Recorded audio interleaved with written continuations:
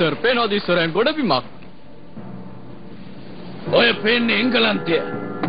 මේ රාජ්‍ය කොහොම හරි අපි යටත් කරගන්න ඕනේ. එංගලන්ත කාර්යෝ ගෝල් කාර්යයන්වත් කුලප්පු කරලා. ඒවනම් හරි කැත වැඩ නේද සීසර්? එංගලන්තය යටත් කරගන්න එක අමාරු වෙන එකක් නෑ. හිතන්න එපා ඔය කියන තරම් ඒ වැඩේ ලේසි වෙයි කියලා. ඔය මිනිස්සු යුද්ධයට දක්ෂයි. ඒ වුණත් අපි කොහොම හරි ජය ගන්න ඕනේ. හුළඟ තියෙනවා නම් ඉක්මනට යන්න පුළුවන්. ඔය එන්නේ හුළං අනිත් පැත්තට.